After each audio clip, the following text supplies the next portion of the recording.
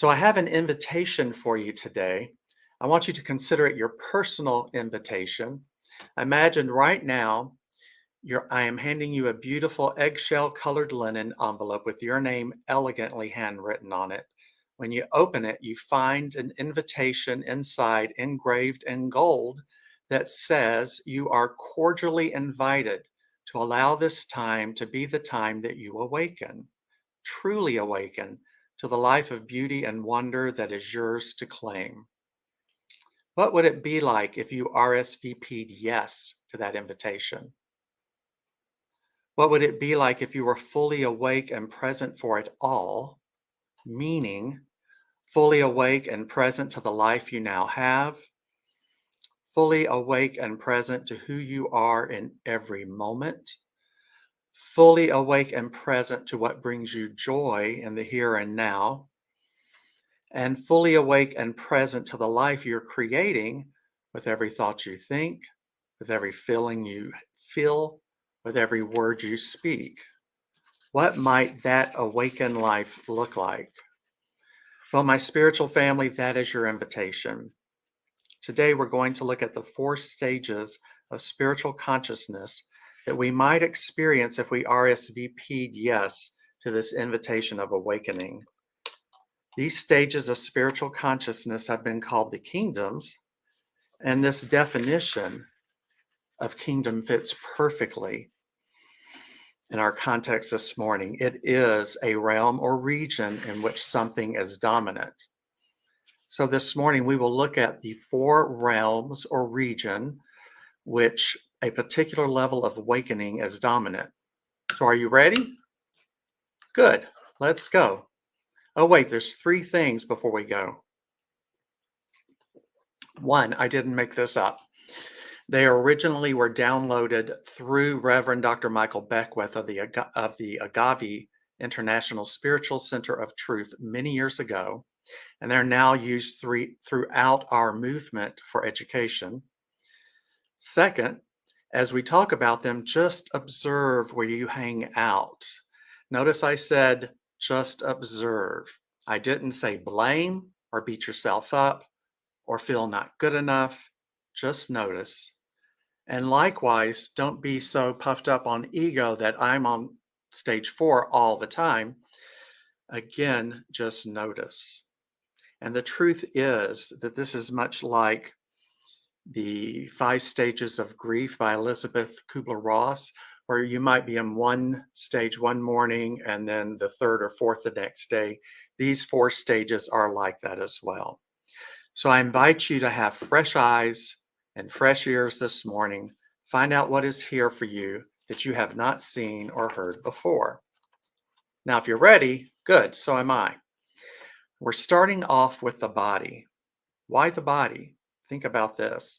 On the metaphysical chart of the Science of Mind textbook, the body is a form, right? It's a thought, manifestation. No, a thought goes into law and then manifestation.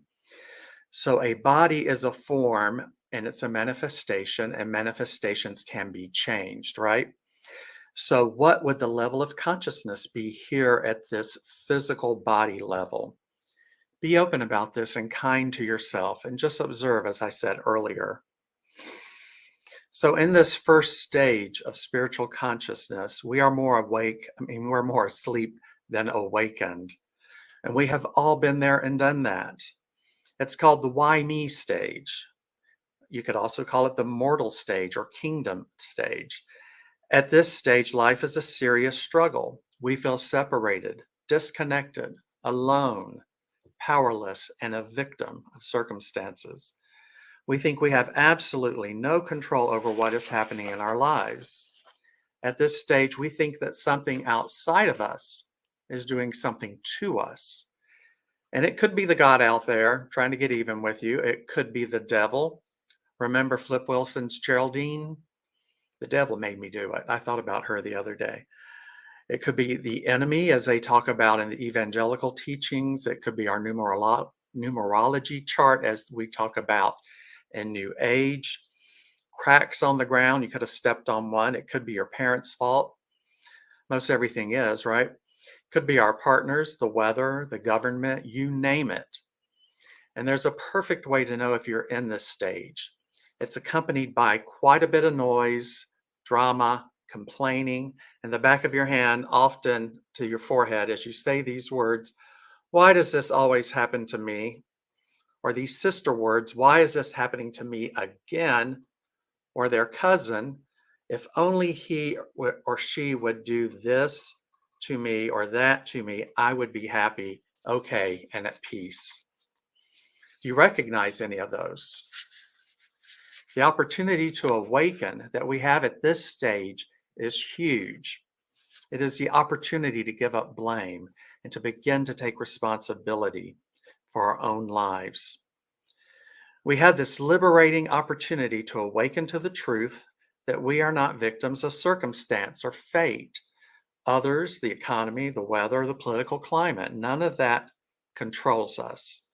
We have the opportunity to awaken to the truth that we are empowered beings, endowed with the very nature of that which created us, which is the ability to create.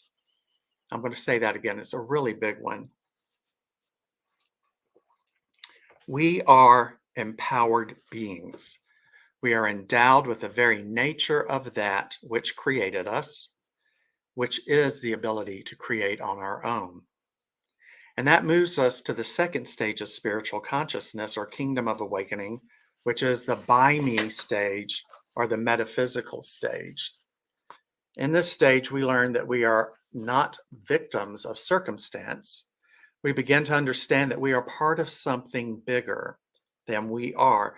And there is a law or a precise, specific way this something bigger than we are works, and we can work in harmony with it. Holmes writes in the Science of Mind textbook on page 38 that we are willing, thinking, knowing centers of consciousness or of life. We are surrounded by, immersed in, flowing through a creative something, and it's flowing through us. The sum total of our thoughts will create a tendency in this law that will cause us to react to us according to the sum total of that belief. Ignorance of the law excuses no one from its effect. If then certain specific ways of thought and belief have produced limitations, other beliefs will change them. We learn that things don't happen to us, but they happen according to our belief system. We can learn that we can change our thinking and change our lives. In this stage, we learn that we are creative beings. That's a very, very empowering place to be. It is a place we all need to awaken to in order to experience the beauty of life that Spirit intends for us to live and to experience. This is a stage where we learn there are amazing tools to help us on this journey, like affirmations, visualizing, vision boards, spiritual mind treatment, affirmative prayer. We can learn that if we can see it with our mind's eye and feel that it is done, we can create it. And we can. I love consciously creating stuff and watching it manifest. Someday when you have time, ask our Vance, who's running the sound and IT stuff, what he had on his vision board, unbeknownst to me, and it manifested in our lives. So this stage or kingdom is critically important, but it isn't the final stage in our evolution of consciousness. There's an opportunity for greater awakening here as we move into this next stage, stage 3, which is the through me stage or the mystic stage. In this stage, we begin to release control and replace it with a sense of a personal relationship with something that is more powerful than we are. At this stage, we begin to realize that we are spiritual beings having a human experience. It is called the through me stage or the mystic stage. So don't freak out because I said the word mystic. This is not the mystic that's a robed guru sitting cross-legged atop a mountain, humming all day. It's not so. And actually, that sounds pretty good to me. The mystic is one who senses the divine presence. The mystic feels God's presence. Perhaps not all the time, but certainly has extreme moments feeling it. And I think that goes for a lot of us here today.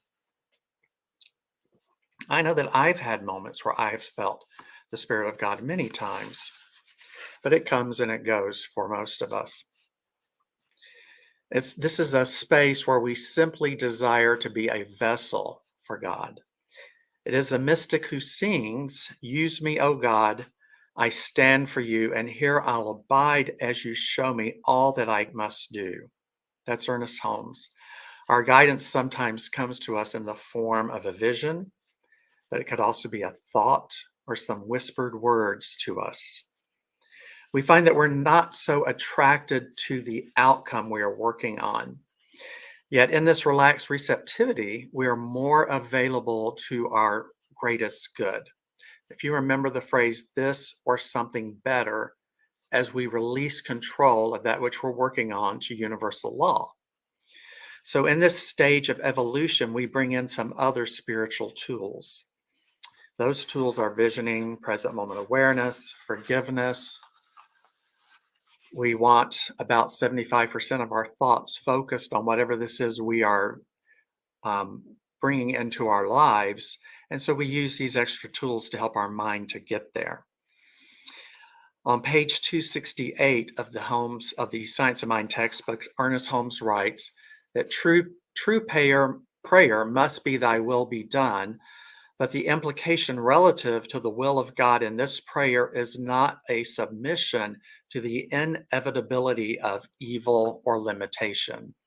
It is knowledge that the will of God is always good.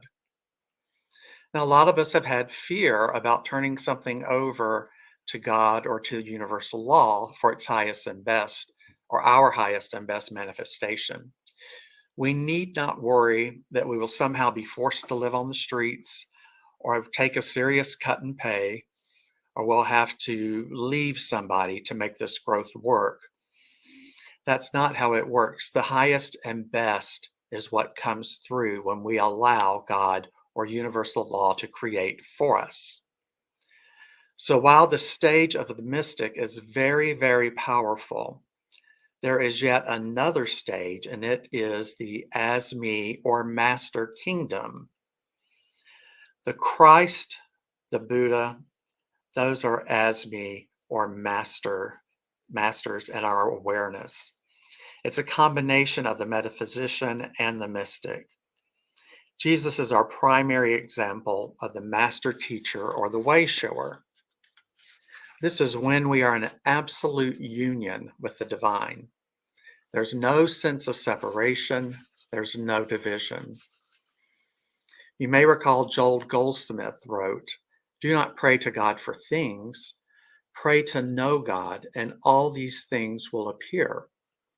For those of us who've been fortunate enough to study Goldsmith, we know that his way of treating was just the recognition of God. Going to God is. For those, when a master sees lack, he or she knows it's just a place to call forward the presence and the power of God. It's an opportunity to experience more of God in that department of your life. You might remember Goldsmith's work was called The Way, and it was just that step one of treatment and an expansion of it. This is how Jesus could turn water into wine, allegedly, feed the thousands, heal the sick, raise the dead.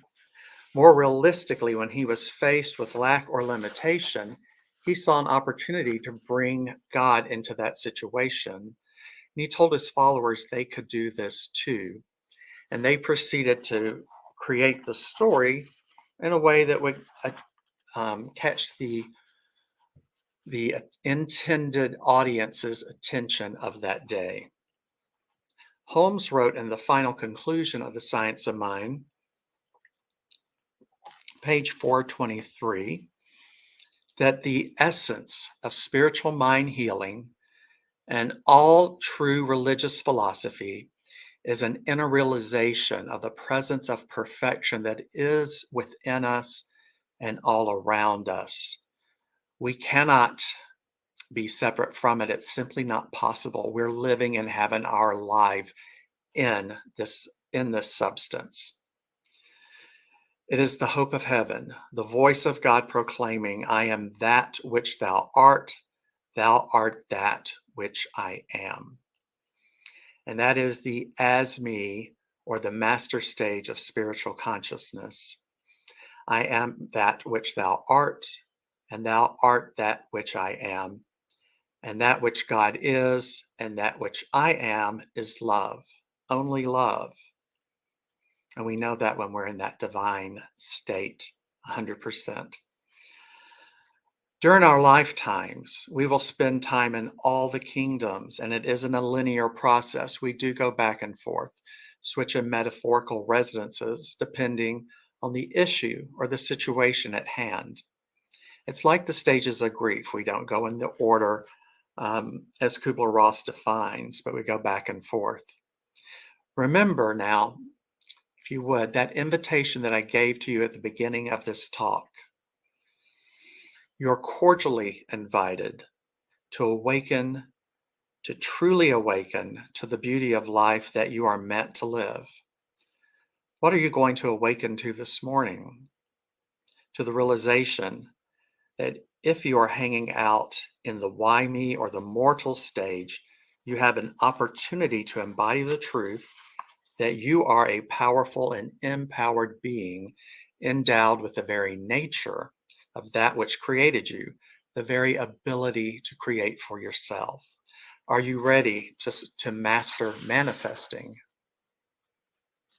Or is it the realization that while the by me or the metaphysical kingdom is absolutely vitally necessary, but it isn't the end, and that you can awaken to something even more powerful, the truth that you don't have to make things happen, but you can make them welcome by giving up control of how it comes about, the same way as we release in our spiritual mind treatments.